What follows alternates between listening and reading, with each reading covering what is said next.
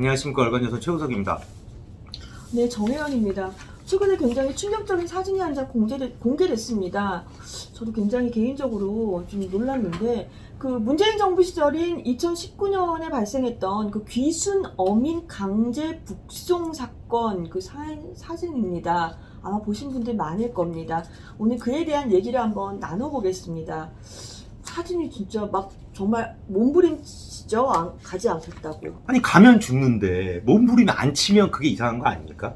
그러니까 만약에 문재인 대통령이 거길 북한을 가면 죽어요. 그렇죠. 근데 막 이렇게 끌어당겨요. 네. 그럼 발버둥 안 치겠습니까? 그러니까. 문재인 대통령 전 대통령뿐만이 아니라 저도 발버둥 칠 거예요. 아, 죽으러 가는데 얼마나 무서워요. 그러니까요. 그렇지 않습니까? 예를 들어 뭐 IS나 이런 사람들 포로 하나 잡아놓고 동영상 찍으면서 죽이잖아요. 그 동영상 킬 때 얼마나 무섭겠어요, 사람이. 그렇죠. 죽을 줄 아니까. 정말 무섭죠. 그러니까 발버둥을 치는 거 아닙니까? 그러니까. 그리고 뭐 조선일보 보도 보니까 그 사람들 가자마자 죽었다면서요. 처형시켰다면서요. 그러니까 죽이러 보내는 거죠. 그러니까 예전에 그 유럽에서 이제 마녀 사냥이라는 게 유행하지 않았습니까? 그렇죠. 불에 태워 죽이는? 그렇죠. 뭐 그런 거 똑같은 거죠, 뭐. 물에 뭐 이런 거. 용광로에 넣어버렸다는 거 아니에요? 그렇죠. 그거랑 똑같은 거잖아요. 예. 참 너무 그렇습니다.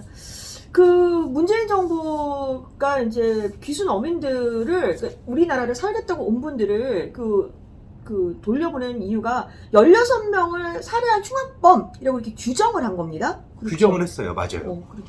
그렇죠. 이 얘기를 들으면 네. 16명을 죽였으니까 쟤네들은 북한에 가서 죽어도 돼라는 생각을 할 수도 있어요. 네. 일각에서는. 그런데 이 사람들이 16명을 죽였다는 증거가 어디 있습니까? 네. 그러니까 통일부는 국회에 언인 2명의 진술과 북한 반응을 근거로 그렇게 보고를 했는데, 통일부가 그때 그 어민 2명의 진술이 있다고 얘기를 했는데, 제가 오늘 통일부에 확인을 했거든요. 네. 통일부에 진술이 없다는 거예요. 자기네들은 그 진술할 데 없어서.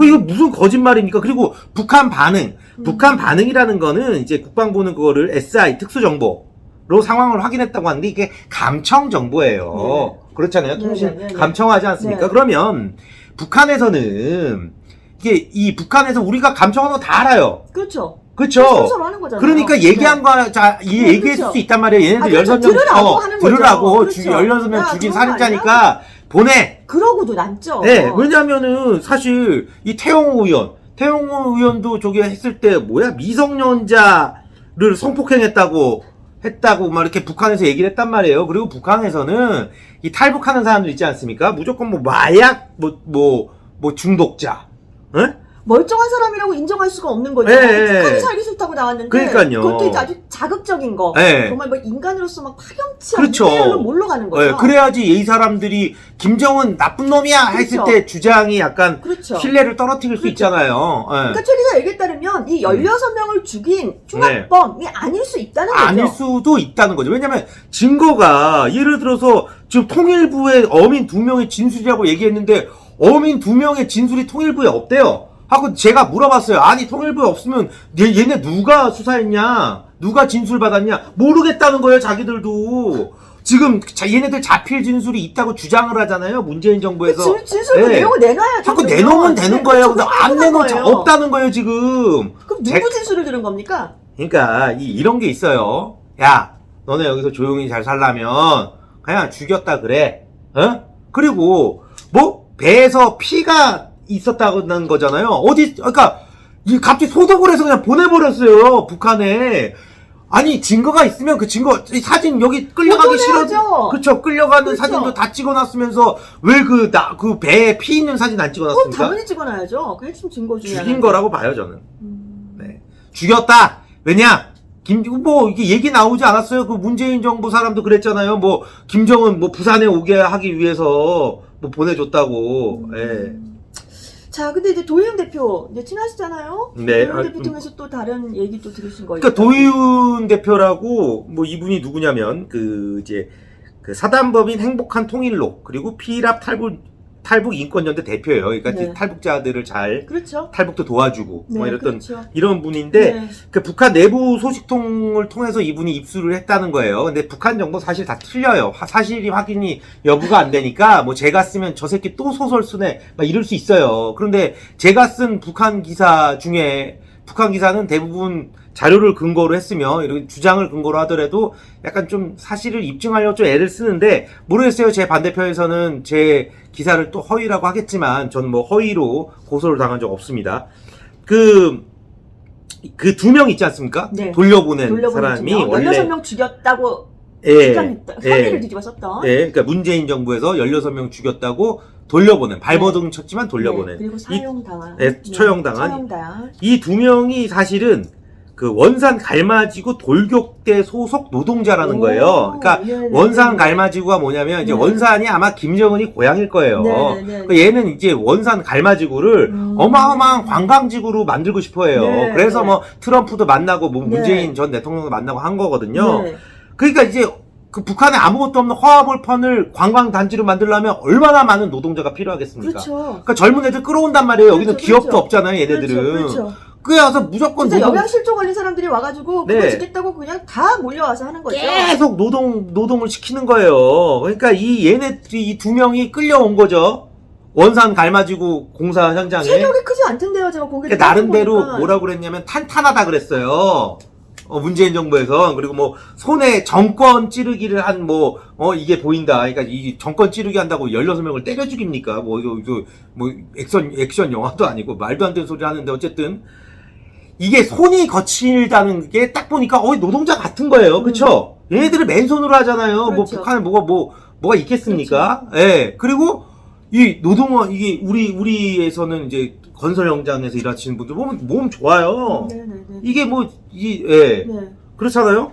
근데 그랬더니 이 사람들이 어쨌든 이 원산 갈마지구 공사장에 끌려갔다가 진짜 무자비한 노동에 죽음을 느끼고 김정은을 비판하는 경문.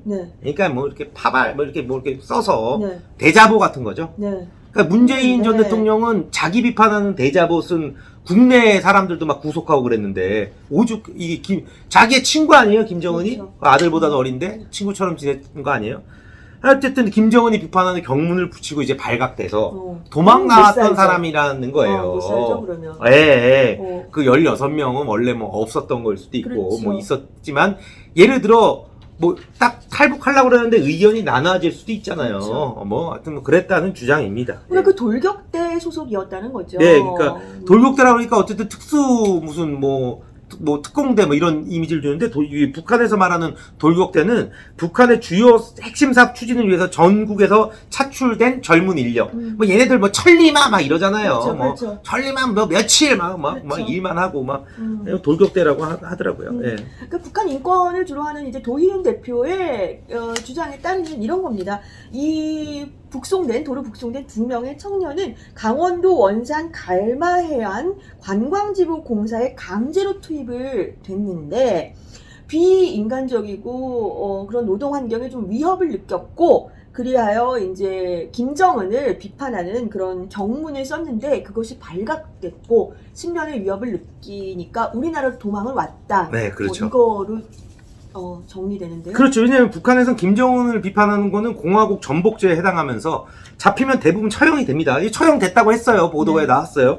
거의 조선일보 그 보도는 거의 팩트라고 저는 생각을 합니다. 죽음의 위기에 두 청년은 어선을 이용해서 탈북을 시도했는데 문재인 정부는 살인자!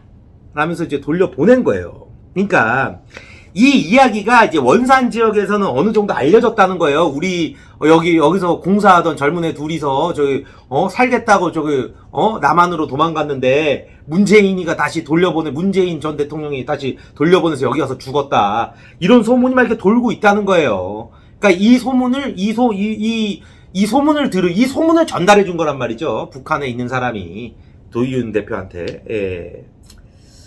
좀 어떻게 받아들여야 좋을지. 살겠다고 그렇게 자유를 찾아 온 젊은 청년들을 이렇게 되돌려보내는 행위에 대해서 어떤 죄목을 들이대야 할지 저는 참 잘 모르겠습니다. 그 도희연 대표의 주장이 맞다면 문재인 정부는 북한의 그것도 신빙성이 없는 북한의 말만 믿고 김정은의 독재에 반대해 우리나라로 도망친 2명의 청년을 도로 사지로 몰아넣은 반헌법적이며 반인륜적 범죄를 저질렀습니다. 해당 사건의 핵심 지휘부들의 신병을 조속히 확보해서 사건의 실체를 이제라도 명명백백히 밝혀야 한다고 생각합니다. 네, 이번 시간 여기서 마치겠습니다. 감사합니다.